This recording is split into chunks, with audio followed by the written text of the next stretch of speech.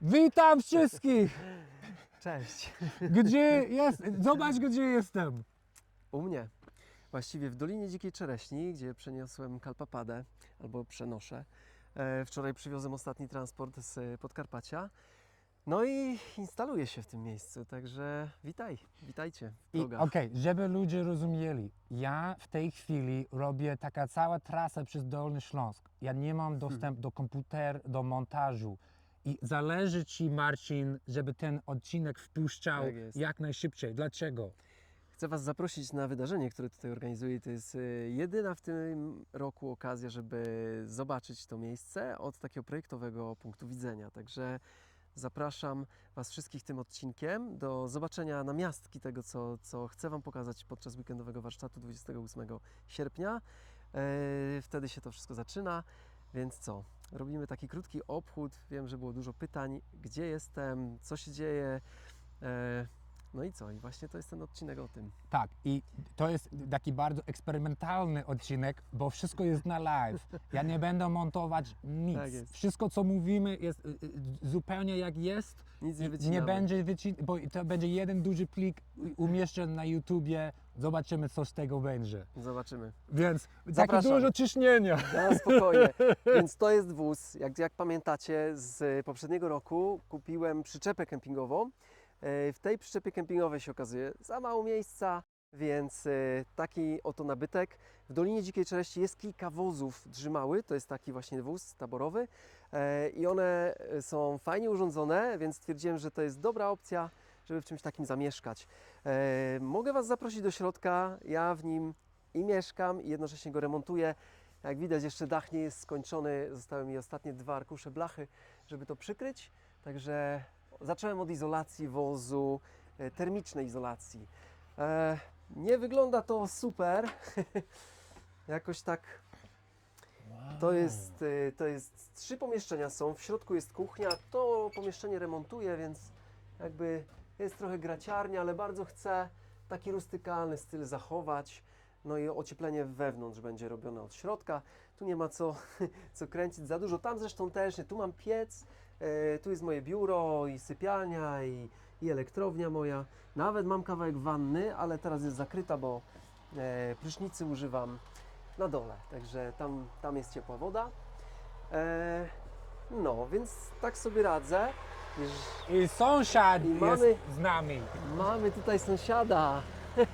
Michał właśnie uprawia pole. Chyba orkisz, albo w każdym razie było dużo pól obsadzonych. Był orkisz, płaskórka, gryka, samopsza, żyto. Także dzieje się tutaj. I jeszcze poletko grochu, które było zaraz obok. My lecimy live'a, także wiesz, także pokazuję tylko, co się dzieje u mnie. Tu jest mój namiastka ogródka, bo O, wow! większy ogródek jest na dole. Nie wiem, czy tam zdążymy w 20 minut dotrzeć. 3 panele słoneczne dla instalacji. Na razie wystarczają, jest długi dzień, także jakby dla mnie jest ok. Oczywiście po tej stronie już widać pryzmę kompostowej toalety. O. Także to jest podstawa. Od tego zawsze zaczynam zasiedlanie jakiegokolwiek miejsca. Moje poprzednie miejsce też tak zasiedliłem. Pryzma na gorąco, bioreaktor uruchomiony, także to już funkcjonuje. Wiaderka oczywiście są po to, żeby gromadzić. Te są puste, przygotowane dla następnych zasobów. Chciałbym Cię zabrać i Was wszystkich w moje nowe miejsce, bo dlaczego się instaluję w tym miejscu? Dlatego, że jest tutaj w miarę płasko, mogę tutaj gromadzić materiały budowlane. To, co widzicie tutaj, to trochę może wygląda to jak bałagan, ale tak, no przede wszystkim opał. Opał już w zeszłym roku rąbałem, gromadziłem, do tego opału trochę jest, ale też zgromadziłem trochę desek. Różnych takich do pocięcia, do wykorzystania na remont wozu.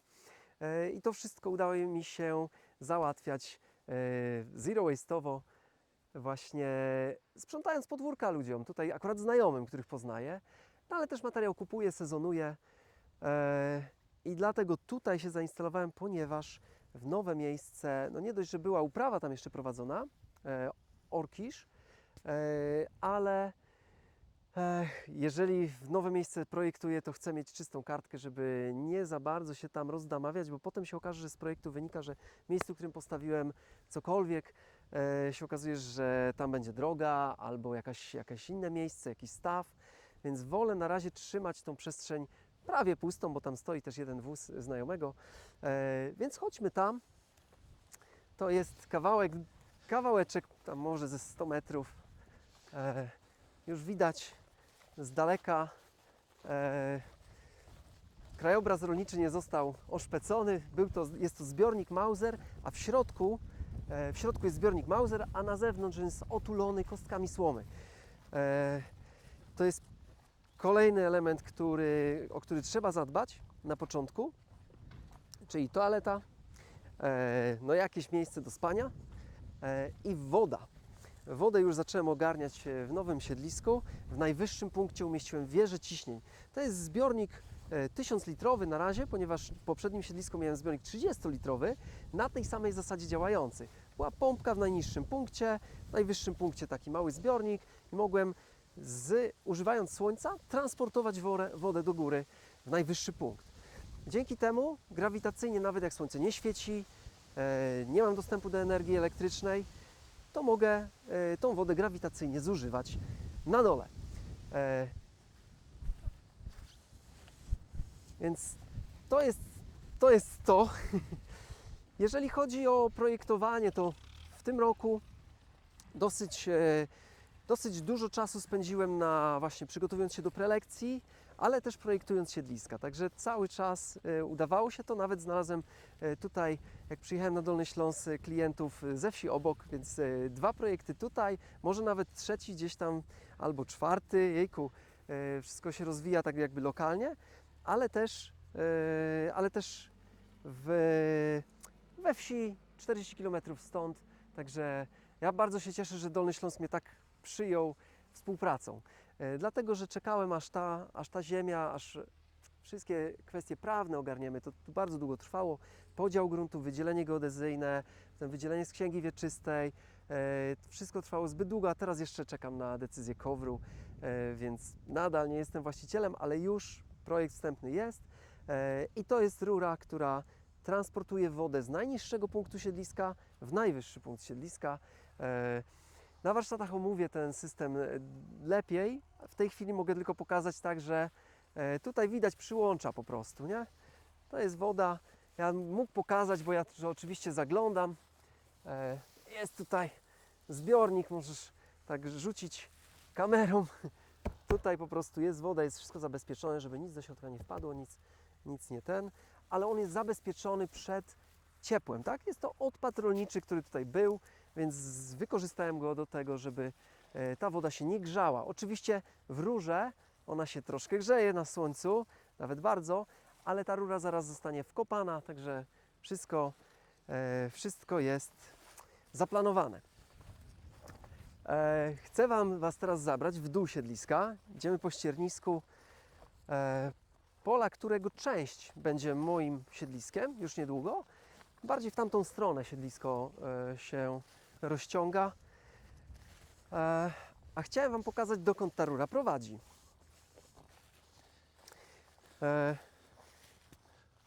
Jakie masz pytania do mnie? Bo czy wiesz, Ewentualnie. gdzie będziesz budować kolejny dom? Dobre to jest pytanie. Tak, działka z racji tego, że jest stroma dosyć, będę ją tarasował. Więc powstanie kilka tarasów właśnie tutaj, gdzie idziemy, dlatego, że tam jest południe. Ja chcę się odsunąć od góry, która zasłania potencjalne słońce. Będę się chciał wsunąć z budynkiem w to miejsce, ewentualnie nie na pierwszej półce, tylko na drugiej, albo może nawet na trzeciej. Tutaj zaplanowałem 3 półeczki szerokości, różnej szerokości, w zależności im bardziej stromo, teraz czujesz, że idziemy po większej stromiźnie, tym półka będzie krótsza. Także ogród będzie i razem z domem na drugiej półce, na półce poniżej już myślę szklarnię umieścić, dlatego że w szklarni, kiedy nagrzeje się szklarnia zimą, czy latem, czy w takim przejściowym okresie, to mogę to ciepło wykorzystać do przetransportowania ciepła ze szklarni w góry. Wiadomo, ciepło idzie do góry, więc będę chciał ogrzewać w ten sposób albo dogrzewać budynek. Półki będą się ciągnęły aż do tych brzuzek i za nie aż do drogi gminnej, tak żeby można było z drogi gminnej wjechać na taką półkę i komunikować się, bo tutaj to jest teren górski. Nie chcę mieć jakichś wielkich przewyższeń w takim momencie, żeby można było pokonać to nawet jak spadnie śnieg i będzie ta droga oblodzona, więc będę chciał wjeżdżać z drogi gminnej w kontur, po którym będę już się poruszał bez przewyższeń, nie? Bo to jednak jest kłopot z dojazdami tutaj. Działka jest dosyć stroma, więc będzie miała kilka też wjazdów, nie? Także wszystko jest zaplanowane, ale oczywiście to jest zawsze koncept. Mapa to nie jest terytorium, dopiero jak wjedzie tu koparka i zaczniemy od pierwszej półki, będę wszystko obliczał. Na razie mam wszystko obliczone co do tam 10 cm, ale z niwelatorem będziemy już dokładniej wszystko opracowywać, może jeszcze w tym roku. Chciałem Wam pokazać jeszcze kuchnię letnią, bo to jest taka infrastruktura. Dlaczego podjąłem decyzję o zamieszkaniu tutaj? Bo jest to miejsce, w którym mogę kontynuować swoją działalność edukacyjną, w miejscu, które już taką działalność prowadziło i będzie prowadzić. Chciałem przejść tutaj w miejsce, gdzie mamy taką infrastrukturę już w bardzo fajnym miejscu, latem bardzo świetnie się spędza tutaj czas. Mamy dużo cienia, mamy tutaj prysznice, mamy toalety, tutaj jest miejsce na ognisko, a tutaj jest dosyć spora kuchnia letnia. Także na kuchni dzisiaj cisza, ale są wolontariusze tutaj cały czas. W gospodarstwie regeneratywnym Dzika Czereśnia wolontariusze z Woofingu przyjeżdżają z całego świata. Ostatnio z Izraela cała rodzina przyjechała. Mieliśmy bardzo fajną wymianę kulinarną. No i tak to wygląda. Budowałeś ten obiekt. Słucham? Budowałeś to? Nie, tego ja nie budowałem. To zbudował Michał. I nie tylko to, ale również właśnie wszystkie te elementy. Ja wspomagałem przy budowie prysznicy. Tutaj prysznicy, takie 3 prysznice, które są. Nawet Tamte fajne miejsce, kanapa. Wow. Nie, no tutaj Taki jest luksus. Tak. A widzę jakieś jurtę tam. Tak, ta jurta jest salą wykładową, w której będą wykłady no i w ogóle zajęcia. Ale mam zamiar przeprowadzić te warsztaty bardziej w terenie, bo jest tutaj co pokazywać. Niżej mamy ogród z dużym sadem, tam jest 120 drzew sadzonych z agrinatury. Będziemy transformować ten sad w ogród leśny. No i jest tam też ogród warzywny. 2 szklarnie, a poniżej jest jeszcze część taka rekreacyjna, jest sauna, jest oczko wodne, w którym będzie można się pomorsować nawet, czy pokąpać, bo ono jest bezpośrednio połączone do żyły wodnej. No i uważam, że wystartowanie z takim projektem jak Kalpapada, przeniesienie go tutaj jest dużo łatwiejsze. Chodź, Okej, idziemy dalej. idziemy dalej. Tak, mamy Ja- już 13 minut, żebyś Dobra, wiedział. no to szybkie rzucenie okiem. Bez presji, mamy dobry prysznicę. flow. Tak. No opału nie zabraknie, jest kociołek, tutaj jest oświetlenie, tak jak widać po tych żarówkach, więc po ciemku nawet można fajnie trafić. No i woda to jest ciśnienie, jakie udaje się zyskać przez te 13 albo 14 metrów przewyższenia. Więc to jest to miejsce. Ta woda jest ciepła, prysznice. Tak wyglądają, także nówki w tym roku zbudowane. Ale ludzie nocują na namiocie? Tak, mamy opcję wozów drzymały, mamy opcję jurty, w której też sala wykładowa i też mamy opcję pola namiotowego. Zostały 2 pola namiotowe wygospodarowane. Niżej to tutaj są akurat toalety. Wszystkie toalety na terenie siedliska są kompostujące, także wygląda to w ten sposób. Jest jeszcze jedna niżej. Jest ich 4 plus u mnie jedna, 5. No to możesz krótki rzut okiem do ogrodu, bo tam też spędzimy sporo czasu. Ogród podstawą, ale tak jak mówię, no ja jeszcze na swoim siedlisku tak nie wyrzeźbiłem go, nie przeterraformowałem koparkami, więc założyłem taki minimalny ogród u siebie, kilka sadzonek, a tutaj jest ogród, który prowadzimy wspólnie. No, dużo takich bylin, właściwie krzewów, pnączy, O, dużo drzew chętnie. owocowych. To jest jeżyna bezkolcowa. pięknie. Mm. Warto zawitać. Tu jest pryzma kompostowa, ustanowiona w tym roku. Ciekawe jaka temperatura. Zobaczcie. Tu aż czuć jak rękę przyłożę. Jest 55 stopni w tej chwili, nie? Także Mhm. tu jest to, co chcemy. No oczywiście nie może się ogród obejść w tym klimacie bez folii, bez szklarni, bez tuneli. Mamy dwie. Tu jest jedna z pomidorami, ale też nie tylko, bo są sałaty i bazylia. Cały czas Dużo- mówisz my. Kto jest my? Mówię o mnie, o Emilii i o Michale, o dzikiej czereśni też, nie? Tam jest, bo to nie jest moja działka, którą kupuję i ja sam tutaj robię, więc jesteśmy w grupie osób. Są wolontariusze tutaj, tak jak mówię, cały czas ktoś się tu przewija, są pracownicy. Teraz cały czas to miejsce żyje, więc jakby fajnie jest, że ja mogę wyjechać gdzieś na jakieś zlecenie, mogę też przypilnować miejsca, czasami zostaję sam tutaj, więc mam 18 hektarów do dyspozycji.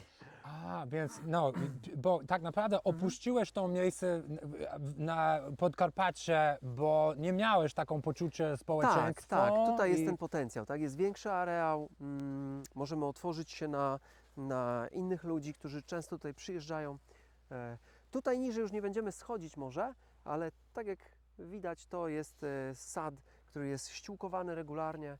On jest konturowo zbudowany, obsadzony, także jeżeli woda powierzchniowa jest duża ulewa, to zobacz, teraz w to miejsce spływa woda i zaczyna wsiąkać, także nie potrzeba podlewania, one dają radę, nawet wystarczy jedna ulewa raz na jakiś czas i one sobie powypijają to powolutku. To było nawet pługiem zrobione, to nie było koparką robione. Można było po prostu skibą przerzucić na drugą stronę, a teraz już tylko ściółkujemy. No, Tutaj jest ogród bajecznie warzywny. teraz. Czosnek już jest zebrany, ale jest jeszcze buraków, ziemniaków, cebuli jest dużo, no i też krzewinek, krzewów. No i kolejny wóz, który jest wozem ogrodniczym, w sensie takim, że tutaj ludzie przyjeżdżający pracować jako wolontaryjnie mogą tam spędzić noce. Super. No, ale fajny macie widok tu. No, z ogrodu jest piękny widok. A, Im bo niżej- jaka jest wysokości nad... 470 metrów nad poziomem morza, mniej więcej, tak? A Tutaj to jest może być podobno, 420. podobne do tego, co miałeś. Nie, ja miałem tam 270. A, Więc więc jest tu wyżej, jest jeszcze O wyżej. 200 metrów wyżej, także klimat jest bardziej surowy jeszcze, jest wietrzniej.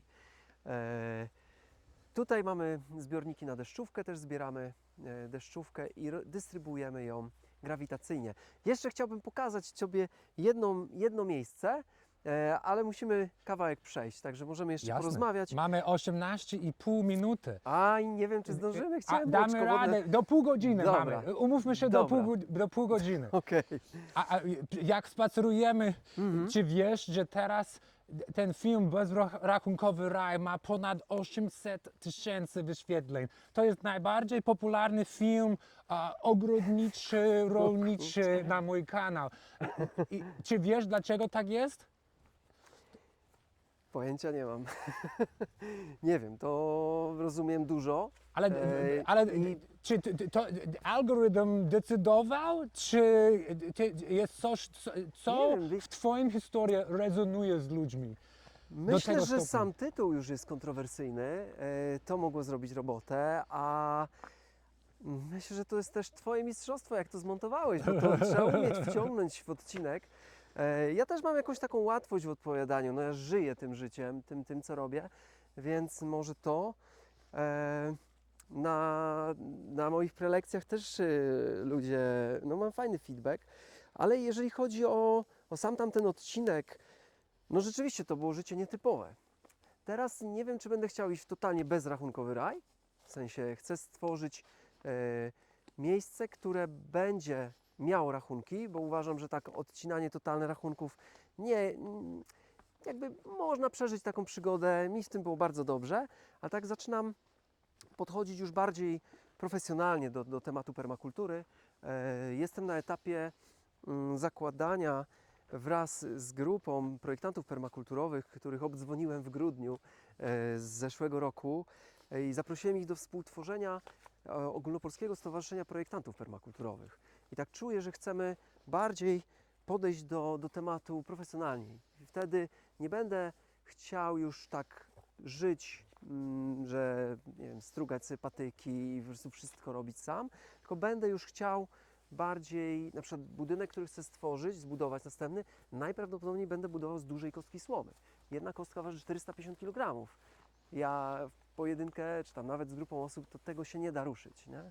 Więc czuję, że będę wolał zapłacić za pewne usługi, żeby zbudować budynek już legalny, w sensie taki, który ma pozwolenie na budowę. Będę chciał demonstrować, bo jednak niewielka ilość była osób, która chciała iść taką drogą bardzo, bardzo niskobudżetową, ekstremalnie niskobudżetową. Dlatego chciałbym już pomału przygotowywać się do pokazania, jak można to zrobić z nieco większym budżetem. Tak? No, ze sprzedaży ziemi swojego siedliska mam pewien zasób i ten zasób pójdzie w zakup tej ziemi i implementację projektu. Więc koparki i tak dalej. Wtedy ręcznie wszystko robiłem. Teraz myślę już, to będą rachunki jednak, aż wydam pieniądze, zobaczymy, co pójdzie, co będzie dalej. I na koniec chciałem Wam pokazać taki smaczek. To jest sauna, którą na warsztatach też na pewno odpalimy. Piękny kształt. Bardzo ładna jest, taka wkomponowuje się bardzo fajnie, bo jest obła. A to jest dla osy, czy co? Aha, tak, to jest gniazdo, ale No. nie ma tam os, z tego co wiem. A tutaj jest takie kamienne oczkowodne. Tylko uwaga, bo to Wow. jest Do stromo. skakania po saunie? Można po saunie tutaj wskoczyć, jak najbardziej. Więc jeżeli ludzie chcą robić sauna i skakać do wody z Marciną, z Marcinem, a kiedy będą te warsztaty? 28 sierpnia zaczynamy, to jest piątek i kończymy 30 w niedzielę po południu. Także 3 dni, piątek, sobota, niedziela, od piątku po południa, no, 2 doby napakowane programem. Także będzie dużo o właśnie wznoszeniu budynków słomianych, o naturalnym budownictwie, będzie praktyczna część stynkowania. Być może jeszcze, bo ja zacząłem przygotowywać wermikompostownik, chciałem pokazać, jak taki założyć, więc będzie o tematach ogrodniczych też będzie, ale głównie warsztat będzie skierowany do osób zainteresowanych zagospodarowaniem swojego siedliska w sposób taki w zgodzie z naturą, z tymi energiami, które do tego siedliska docierają i żeby zrobić w taki sensowny sposób, ja to nazywam. No, mogę powiedzieć permakulturowy, nie każdy zna ten termin, dlatego mówię, to jest taki rozsądne, etyczne projektowanie siedlisk, żeby było nam wygodniej, ale też żeby z dbałością o naturę to zrobić, nie? Żeby wtopić siedlisko i sama ta implementacja ludzkiego siedliska na danym takim gołym terenie, żeby to było służące naturze.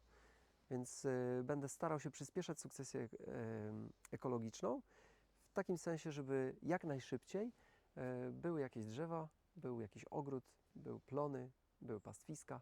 Także wszystkie takie elementy, które planuję na siedlisku, będę omawiał, ale też uwaga, na koniec warsztatów w niedzielę też będę brał Wasze projekty na rzutnik i będziemy chcieli zobaczyć okiem projektanta, na co ja bym zwrócił uwagę. Także przyjeżdżacie ze swoimi działkami, z numerami działek, będziemy przygotowywać mapy do celów projektowych i pokażę, na co ja bym zwrócił uwagę. Jeżeli ktoś zaobserwuje na przykład takie kilka, może kilkanaście siedlisk, jak patrzeć na takie siedliska, to wyjedzie z taką wiedzą, żeby nie popełnił podstawowych błędów, które często ludzie popełniają, wybierając miejsca.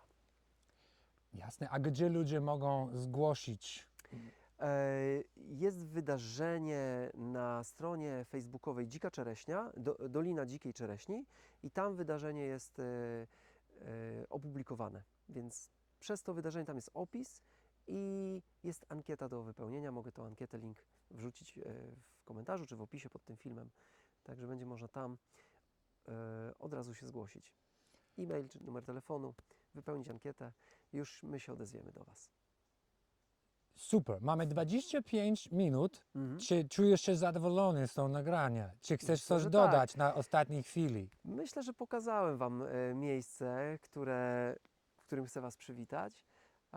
Co jeszcze? Jak tylko dopniemy etap zakupu miejsca, będę planował budowę budynku.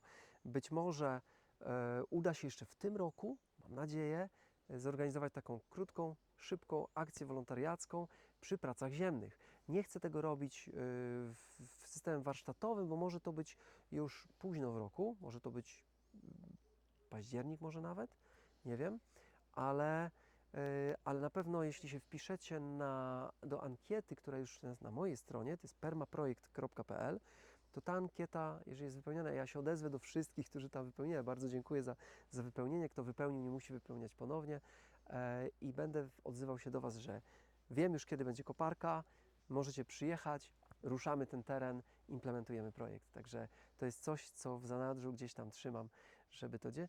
A po ukształtowaniu terenu już będą prace i ciesielskie, i budowlane. Będę przygotowywał też dokumentację budynku.